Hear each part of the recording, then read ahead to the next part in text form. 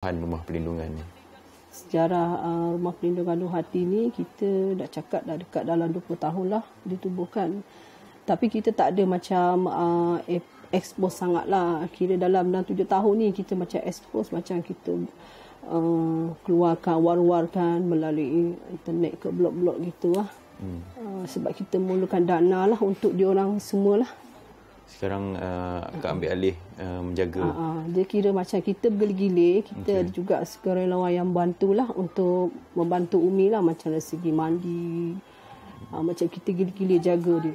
Gitu. Terutama dia bersama dengan suami dia lah. Suami pengasas lah yang banyak membantu. Lepas tu sekali dengan kita ni, sukarelawan ni membantu sekali dia. Gitu. Apa objektif rumah perlindungan ni? Objektif rumah ni kita macam mana kita nak cakap, kita nak melindungi orang, nak membantu orang gitu. Contoh macam orang memerlukan bantuan, kita tolonglah. Contoh macam kita punya pengasas yang sebenarnya dia jenis macam tak boleh tengok orang susah. Dia jenis perhatian, jenis tak sampai hatilah. Ada je orang dia bawa balik orang susah gitu. Jadi diturunkan kepada anak dia, Cik Zaid kan. Lepas tu kalau Cik Zaid adalah pengungsi rumah Nur Hati, sekiranya Cik Zaid tak ada, saya gantilah buat sementara gitu. Untuk dia ni apa-apa macam rem ke kan. Gitulah. Di Malaysia memang tak banyak orang nak buat pasal anak tidak saf taraf lah. Yang pertama sebab birokrasi lah, birokrasi daripada segi dokumentasi, dari segi hak penjagaan dan sebagainya. Banyak benda. Macam saya sendiri pun jaga daripada baby untuk urusan pengangkatan dan sebagainya pun makan masa bertahun-tahun. Kiraan kasar kita, sebab saya sendirilah di rumah kebajikan Nur Hati, kita telah menjaga dan selamatkan wanita luar nikah yang hamil luar nikah lebih kurang 300 lebih lah. Daripada sin 2000 sampai sekarang, daripada 2000 lah. Maknanya usaha ni, benda ni sebenarnya macam ni. Anak tidak saf taraf ni sebenarnya satu golongan yang dia terpencil sebenarnya. Dulu kita sebut pasal luar nikah, anak tidak saf taraf ni, orang tak heboh sangat. Orang-orang macam takut benda tu. Tetapi 10 tahun kebelakangan ni, penyumbang-penyumbang sosial masyarakat kita hari ini adalah mereka yang melahirkan anak luar nikah. Jadi startnya saya ingat lagi masa tu macam Nur Hati sendirilah. Nur Hati dulu pada awalnya kita banyak jaga orang tua, lepas tu kita jaga remaja. 10 tahun selepas tu, selepasnya ada start social media, peningkatan ke arah anak luar nikah atau tidak saf taraf ni mendadak lah. Dan sekarang rumah Nur Hati juga kita buat rumah transit. Transit ni maksudnya untuk remaja perempuan yang mengandung luar nikah. Dia bila mengandung luar nikah, automatik pertama mesti boyfriend mesti larilah, itu syarat dia lah. Kedua, duit dia tak ada, keluarga buang, tak tahu ke mana hala tuju, so mindset dia memang nak buang janin, gugurkan kandungan. Jadi itulah inisiatif yang kita angkat supaya dia jangan buang baby tu, dia jangan sia-siakan. So sebab tu kita bagi perlindungan. Perlindungan itulah kita jaga daripada ibu tu mengandung berapa bulan sampai dia lahirkan bayi sehinggalah dia selamat dia keluarkan baby lah. Jadi itulah status yang kita bawa pada anak ni adalah tidak saf taraf ataupun anak luar nikah. Pengalaman akak yang pada akak yang paling sedih lah ataupun yang paling akak ingat? Sebenarnya cerita dia orang ni banyak kisah dia. Semua ada kisah masing-masing. Sedih lah. Kalau cerita balik memang sedih lah. Saya pun tak sampai hati lah kan. Tapi contoh saya ambil anak jagaan saya lah, Nur Adina Zahra. Saya jaga dia sekarang. Dia ditinggalkan sebab dia lahir tak cukup bulan. Ditinggalkan. Lepas tu dia 6 bulan dilahirkan, ditinggalkan ke hospital. Lepas tu dia JKM ambil sekejap, dihantar keluarga angkat, tapi keluarga angkat dia sibuk, tak ada masa sebab dia memang sakit. Sebab dia mudah kena jangkitan kan, paru-paru semua kat luar dia mudah jadi macam semput. Okey, lepas tu tak lama tu, masa tu Umi lagi sihat, pihak hospital dia kontak kita punya pengasas nak tempatkan satu baby ni lah. Baby ni nama Adina lah, Adina Zahra ni. Lepas tu masa tu umur dia dah nak dekat 8 bulan baru dapat keluar daripada hospital. Dia betul kuat dan sihat. Gitu. Lepas tu kisah dia ditinggalkan. Lepas tu dia sampai nurse dengan doktor jaga dia untuk dia seorang je. Situ tempat nurse buat kerja, situ doktor buat kerja, kat situ dia tempat dia khas untuk dia.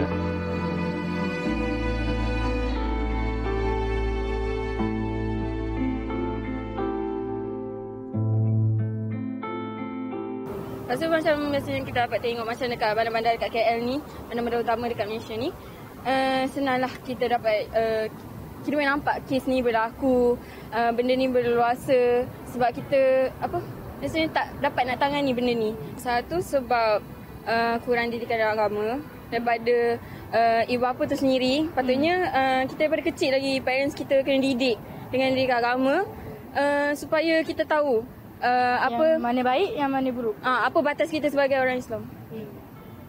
Diorang dilahirkan tapi tu atas kesalahan orang lain. Jadi macam kalau nak sisihkan diorang tu adalah sangat tak patut sebab diorang tak minta pun benda ni jadi. Apakah maksud sebenar anak lain taraf pada kita? Adakah mereka patut disisih atau kita patut terima mereka dalam masyarakat? Anak-anak kecil ini masih tidak kenal erti hidup. Malahan mereka tak minta pun untuk dilahirkan begini. Mereka sama macam anak-anak kecil yang lain. Mereka nak berkawan, mereka nak bermain, mereka nak bersekolah. Malahan mereka nak berjasa pada negara. Penting sangat ke taraf pada kita ni?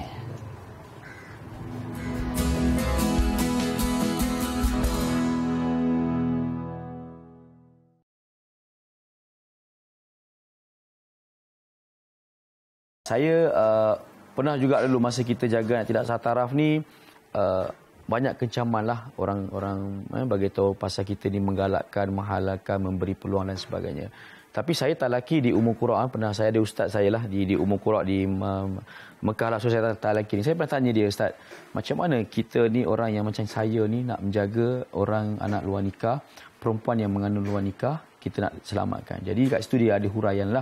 Cuma kita faham betul di Malaysia ataupun di seluruh tentang hukum anak tidak sah taraf ni, dia memang tidak boleh dinazabkan harta dan sebagainya. Sebab tu memang anak tidak sah taraf ni dia perlu didaftarkan. Sebab kita takut untuk hujung hari ataupun ke belakang hari ada masalah-masalah daripada segi untuk dia nak perkahwinan, berkenaan harta dan sebagainya. Tapi memang itu memang kena ikut hukum lah. Maksudnya anak tidak sah taraf ni perlu didaftarkan juga supaya dia tidak ada diskriminasi tentang perbezaan, perbandingan. Sebenarnya anak luar nikah ni mereka ni bukan anak yang haram, cuma perbuatan ibu mereka yang haram, itu saja. So dia punya fakta itu saja. Kalau kita faham tentang itu, insya-Allah lah tidak ada diskriminasi dalam masyarakat. Kalau kita sayang pada keluarga, sayang pada masyarakat, ibu dan ayah kena ambil inisiatif, kena ambil berat tentang anak-anak, ke mana dan siapa mereka. Sebab itulah bermulanya daripada rumah itu jugalah memang main peranan yang penting. Sebab asas saya mungkin dari situ, kuat dia di rumah. Bila kuat di rumah tu, saya nak buat jahat di luar tu, saya macam, kalau mak aku tahu ni. Itu yang saya kata macam mana orang tua kita didik. Jadi saya pernah kata, hari ini ibu dan ayah kena ambil inisiatif. Kalau kita sayang kepada anak kita, memang kena ambil action tentang tu. Kena pantau dengan siapa berkawan, dengan di mana dia berkawan, dengan siapa. Sebab itulah tanda kasih sayang. Dan hari ini saya nasihat juga kepada wanita-wanita di luar sana. Mungkin kita ada kelas depan kita buat tanda cinta. Bagaimana nak mengenali lelaki yang mencinta. Jadi kat sini kesimpulan dia mudah je. Lelaki yang menghormati kita adalah mereka yang mencintai kita. Hormat ni definisi dia besar. Hormat tu, bila dia menghormati kita, tubuh badan asal keturunan kita, maka dia menghormati kita dan dia layak untuk menjaga kita. Tapi mereka yang tidak menghormati tubuh badan dan asal keturunan kita, dan mereka tidak layak untuk kita. Itu saya punya mudah word sekali. Jadi kat situlah. So cari lelaki yang boleh menghormati kita. InsyaAllah anda berjaya. Kak, sekali lagi terima kasih banyak-banyak. Terima kasih. Saya minta maaf Kak kalau saya ada salah silap ke.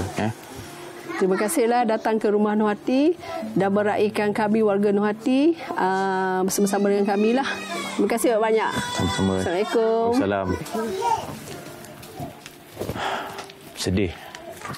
Memang sangat sedih. Kanak-kanak ni diorang tak minta nak ada kat sini hidup macam ni. Tapi inilah takdir diorang. Mereka ni tak ada pilihan. Tapi kita ada pilihan. Kita janganlah menilai mereka, janganlah pandang serong dekat mereka. Tapi kita doakan yang baik-baik saja. Jom teruskan bersama dengan saya. Dari dulu sebenarnya benda ni dah ada, kes tu dah banyak. Cuma zaman sekarang ni kita lagi terdedah dengan kes-kes macam ni sebab kita ada media sosial kan. Jadi kita lebih tahu, lebih banyak kes ni kita tahu sekarang sebab kita terdedah dengan berita-berita macam ni. Macam zaman dulu kita tak banyak media untuk tahu kes-kes macam ni. Jadi zaman dulu pun dah banyak, cuma kita tak tahu, itu je.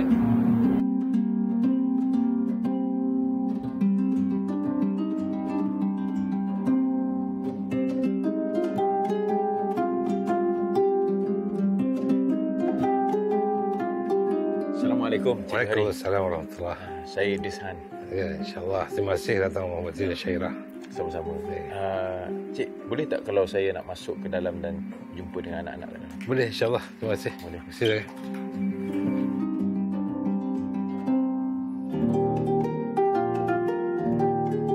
Keadaan di sini berbeza dengan rumah perlindungan Nur Hati. Di rumah bakti Nur Syahira, fokus mereka adalah kepada golongan asnaf, miskin, anak yatim dan anak yatim piatu. Kasih bapa hingga ke hujung dunia. Kasih ibu hingga ke syurga. Kasih mereka yang prihatin tidak pernah berhenti. Tidak pernah berhenti memberikan kasih sayang dan perhatian kepada mereka yang kurang bernasib baik. Nak tahu rutin harian mereka? Jom.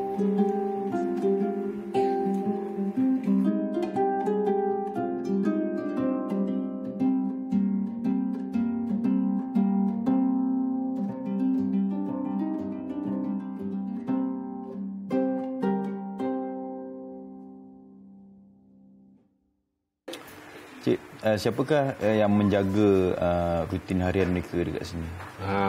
Rumah ni buat masa sekarang kita ada 5 orang penjaga lah. Termasuk seorang tukang masak 24 jam. Jadi mereka lah yang menjaga rutin harian budak-budak. Dan macam cik menjaga... Rumah saya kebetulan bertemu dapur dengan rumah bakti ni. Jadi kita ni kira overall lah. Saya dengan isteri saya ni sebagai orang cakap pengurusi dan founder lah. Kami berdua founder dan pengurusi sekali dan kita jaga kebajikan semua lah. Anak-anak cik pun ada tolong? Ya. Bantu sekali? Anak-anak saya tolong bantu sekali. Okay. Dan macam di sini, macam anak-anak ni dia punya dari segi pendidikan, kalau dia ada masalah kesihatan ke apa, memang akan pendidikan? Dari segi pendidikan, insyaAllah, Alhamdulillah, setakat ni.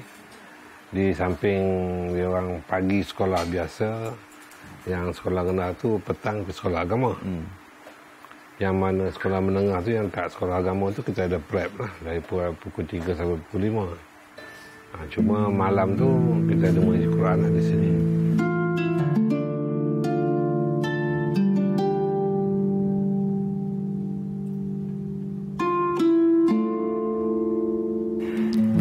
Boleh cerita dengan abang tak macam mana you punya pengalaman, you punya perasaan duduk dekat sini? Okay. Perasaan saya bila duduk sini, saya rasa happy sebab saya jumpa kawan-kawan yang boleh tolong saya. Saya boleh share kat diorang apa masalah saya, apa semua. Kalau saya duduk luar, macam tak ada siapa saya nak share apa semua. Lepas tu kalau saya duduk sini, saya boleh share dengan diorang semua. Macam adik-beradik sendiri kan? Macam adik-adik.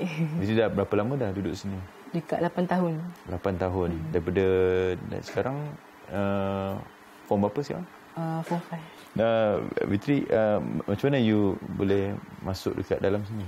Saya masuk sini sebab cikgu sekolah rendah hantar. Sebab dia tahu yang mak ayah saya dah meninggal. Lepas tu dia orang kontak lah dekat pihak rumah bakti ni yang nak masukkan saya apa semua. Cikgu yang hantar saya kat sini. Mak ayah meninggal sebab apa? Mak ayah saya meninggal sebab sakit, duduk sakit. Lepas tu, lepas mak ayah saya meninggal tu, saya duduk dengan jiran saya. Jiran sebelah rumah. Lepas tu dia pun ramai anak. So tak boleh nak jaga saya dengan abang. So dia terpaksa call sekolah, cakap yang dia tak boleh jaga saya. Dan pihak sekolah tu hantar saya kat sini.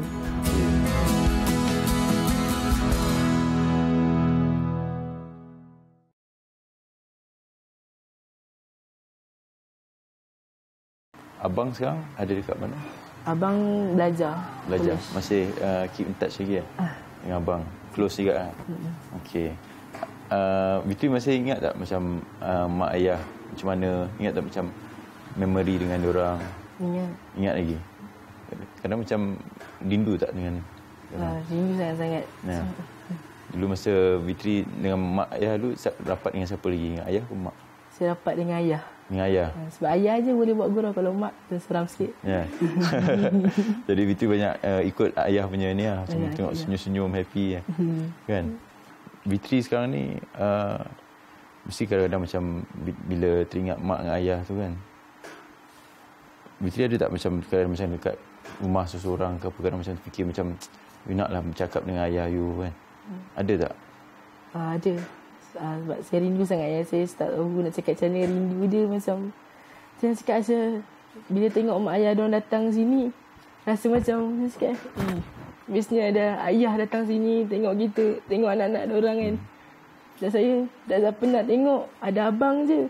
Abang je yang boleh tengok saya, jaga saya, menjaga kat sini semua. Kat situ je lah saya berharap kat diorang je lah. Tak ada harap kat siapa tak. Kalau tak sebelum ni ayah lah tempat Fitri mengadu semua. Dan dia memang selalu rajin mendengar bagi pendapat. Benda tu yang you rindu kan. Saya rindu diorang. Saya nak jumpa sangat diorang sangat. Saya nak rasa macam bila dah besar ni macam kita ada pasti ada lagi mak ayah. Saya nak mak ayah saya support saya macam saya kan dah besar. Dah habis sekolah macam saya nak support macam mak ayah saya support saya lah. Untuk kita angkat arah ke depan lagi. Macam tu.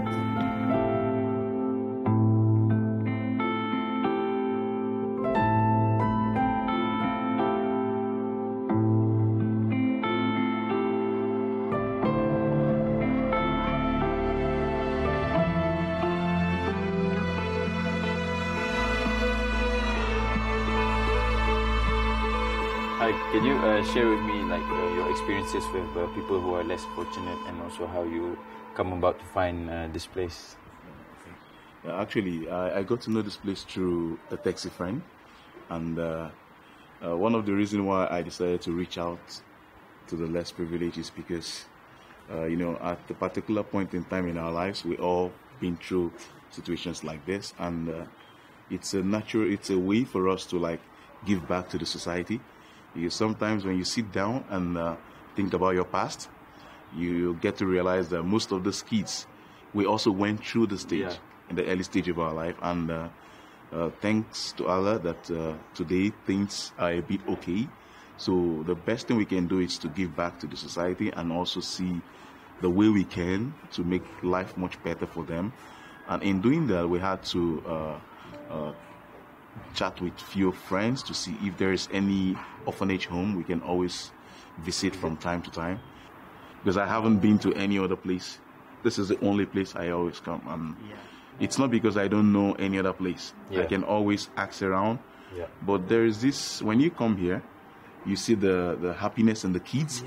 You always want to keep seeing that happiness. The smile. You always want to keep coming. Because the first day I came here, after I went back home, I felt something changed in my life. Something maybe you haven't felt before.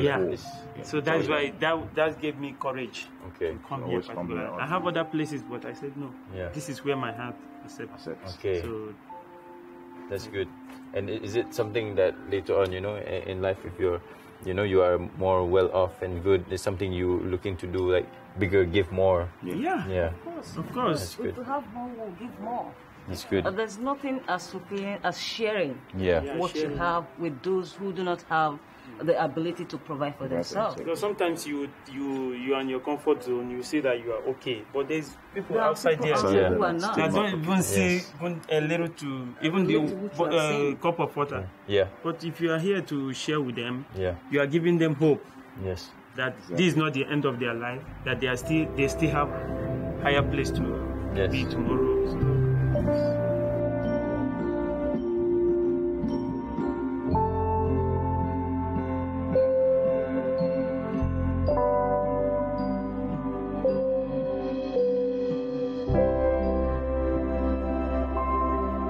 Saya dengan ayah saya waktu saya darjah 5 macam apa saya tengah main-main apa semua, jumpa ayah okey, ayah tak ada masalah apa, tak ada sakit apa semua.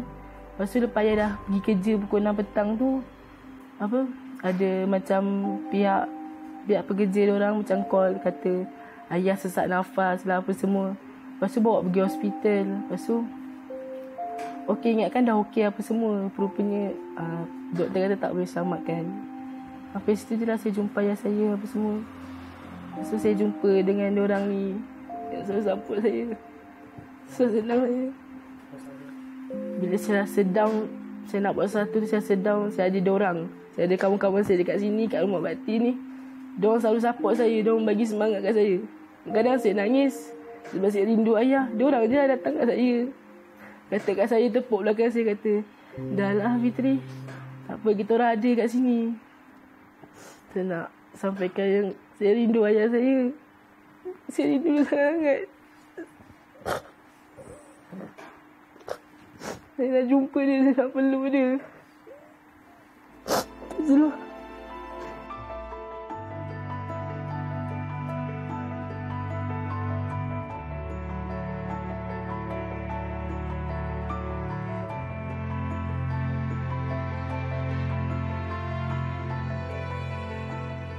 Apa yang korang dengar dan apa yang korang lihat pada hari ini, jangan masuk telinga kanan, keluar telinga kiri.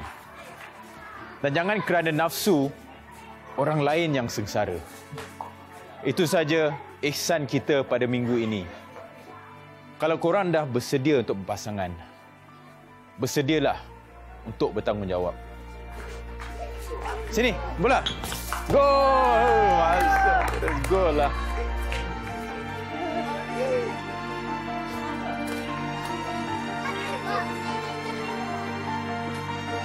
Oh, lama. Oi,